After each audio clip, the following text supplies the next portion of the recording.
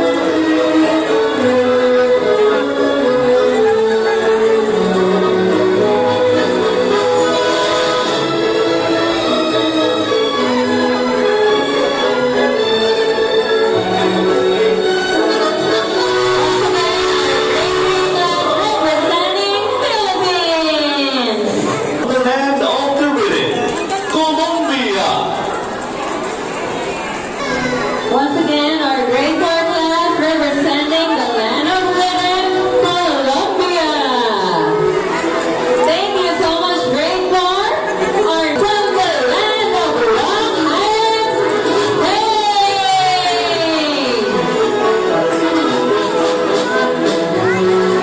Our grade 5 class representing the land of Rock Heights, Spain.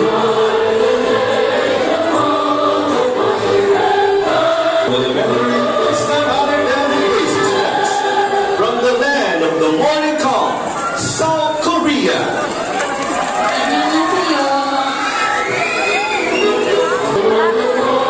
And our Gracie Steps from the land of the morning call, South Korea. At sa mga puntong iyan mga Mars, magsisimula ng rarampa ang aming mga anakis ng kani-kanilang assigned countries. At ayan na nga, makikita nyo nga dyan ang iba't ibang costume. Yan ang mga national costume ng iba't ibang country. O diba, ang gaganda ng mga anakis natin. Ayan, pack na pack talaga ang kanilang mga costume dyan. Walang papatalo syempre, minsan lang yan. Habang pinanunood nga namin yan mga Mars, alam mo yung feeling na akala mo nasa Princess Sarah ka na rin. Yung nasa palasyo, ganon. Ganyan na ganyan yung mga palabas noon, diba? Yung mga naka-costume yung mga bata. Ay nako, buti pa nga yung mga anakis natin na iyan ay naka-experience ng ganyan. Pero nung tayo, wala pa pong ganyan nung mga panahon namin. Ano nga ba ang United Nation mga Mars? Bakit ba natin ito ipinagdiriwang? At bakit dapat malaman ito ng ating mga anakis?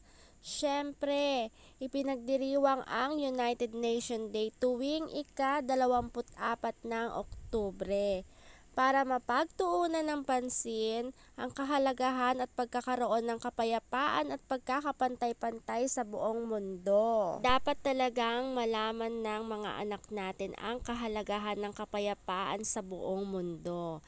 At syempre, ang hiling natin dito ay World Peace po. Na nga natin ang mga kaganapan dyan. Nagsisimula na nga po ang talent portion ng mga Miss and Mr. United Nation. Nako, talaga namang nakakatuwa ang mga batang yan. Napaka-talented talaga lahat. Kung napapanood nyo lang talaga yan, nako, matutuwa talaga kayo sa mga batang iyan. At nakita nyo naman mga Marcy, o diba? Parang sanay na sanay sumali sa pageant ang mga batang yan. Talaga namang kabog na kabog ang kanilang mga talent. Nako, at talaga namang ikay mapapahiyaw talaga sa galing nila. Iba na talaga ang mga bata ngayon, mga Marcy. Parang ang dali-dali na lang nila talagang turuan. At ayan na nga, isa yan sa mga pinaghiyawan talaga namin dahil talagang ang galing-galing ng talent na iyan. May halong kilig, Mars! At ayan na nga ang iba pang mga talent nila. O, diba? May dancing din dyan. At napakadaming ang palit costume din ng isang ito. Naku, talagang lahat sila, wala akong masabi. Naku, nakaka-proud talaga ang mga batang ito. Kasi syempre, diba, sa batang yan, no, talagang nailabas talaga nila yung kanilang mga talent at hindi sila nahihiya. Kasi hindi naman kasi pare-parehas yung mga bata, 'di ba? Ay yung iba naman talaga kagaya ng aking anakis, nako, hindi mo nga iyan mapapaakyat ng stage at talaga namang aatungal pa iyan ng iyak. Kaya naman ako'y bilib na bilib talaga sa mga batang iyan. Pre, hindi mawawala ang kulitan ng magkakapatid na yan ng aking Tres Marias na napaka kukulit. At hindi ko na nga po naisingit pa dyan yung mga performance nila dahil na-i-upload ko na po. Salamat po sa mga nanood nun. Ayan ang aking mikmik na makulit po sa makulit. Talaga naman.